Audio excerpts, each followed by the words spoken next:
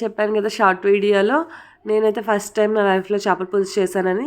Office అవ్వగానే వెళ్ళి గులివిందలైతే కొనుక్కొని తీసుకొచ్చాను. దాంట్లో అయితే ఉప్పు, పసుపు అయితే యాడ్ చేసుకొని ఇలా క్లీన్ చేసుకున్నాననమాట. వాళ్ళైతే క్లీన్ చేశారు. కానీ నాకే మళ్ళా క్లీన్ చేసుకుంటే బావుంటుంది అని చెప్పేసి ఉప్పుతో అయితే క్లీన్ చేశాను. ఉప్పు ఏంటంటే దానిపైన ఇంకా ఏమైనా పొలుసు ఉండిపోతే తీసేస్తుందనమాట. అండ్ పసుపేమో నీసు వాసన రాకుండా అయితే చేస్తుంది. చిన్నప్పుడు మా మమ్మీ అయితే ఇట్లా క్లీన్ చేస్తూ ఉంటే అట్లా కూర్చొని చూసుకునేదాన్ని. మా మమ్మీ ఎట్లా క్లీన్ చేస్తుందా ఏంటి అనేది. నేను అన్ని కర్రీస్ కూడా చేసి ఎప్పుడు నేర్చుకోలేదు. చూసే అన్ని ప్రాసెస్ తెలుసుకున్నా అనమాట. ఇప్పటికీ మా మమ్మీలాగే నేను అన్ని ఏదో చేస్తుందో మా మమ్మీలాగే నేను చేస్తూ ఉంటానన్నమాట. అండ్ నెక్స్ట్ ఆయిల్ వేసుకొని దాంట్లో ఉల్లిపాయలు, పచ్చిమిరపకాయలు, కరివేపాకు అయితే వేసుకొని గోల్డెన్ బ్రౌన్ వచ్చేంత వరకు వేగిన తర్వాత ఉప్పు, కారం కూడా వేసేసుకొని అండ్ నెక్స్ట్ టమాటా కూడా వేసేసుకున్నాను అనమాట. టమాటా మాత్రం బాగా మగ్గాలి.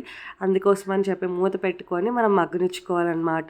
అయితే ముందుగా ప్రిపేర్ చేసుకున్న చింతపండు పులుసు ఉంది కదా, దాన్ని అయితే దీంట్లో వేసేసి బాగా మరగనివ్వాలన్నమాట. అల్లం వెల్లుల్లి పేస్ట్ ముందుగా ఎప్పుడు వేయొద్దు, ఎందుకంటే టేస్ట్ అనేది పోతుందన్నమాట.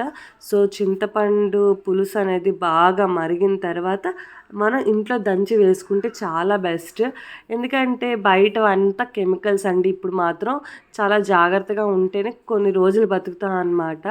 సో అల్లం వెల్లి దంచి వేసుకోండి, లేకపోతే ఇంట్లో మిక్సీ చేసుకొని వేసుకోండి, అది మంచిది. సో అల్లం వెల్లుల్లి కూడా వేసుకొని మూత పెట్టుకున్నాను అనమాట. బాగా పులుసు మరిగిన తర్వాత చేపలను వేయాలి, లేకపోతే అలా విరిగిపోతాయి అన్నమాట అన్నీ కూడా. సో పులుసు మరిగిన తర్వాత నేను చేపలన్నీ వేసుకున్నాను. తర్వాత మూత పెట్టుకొని బాగా మగ్గనివ్వాలి.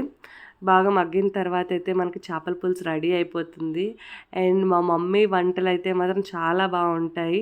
సో మా మమ్మీ చేసినంత టేస్ట్ రాకపోయినా కానీ చేపల పులుసు మాత్రం బాగానే వచ్చింది.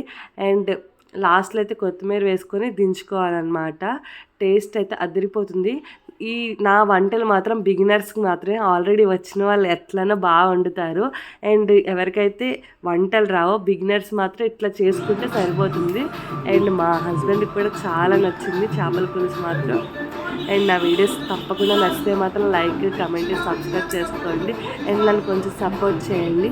ఇంకా నెక్స్ట్ వీడియోలో కలుద్దాము. Bye bye.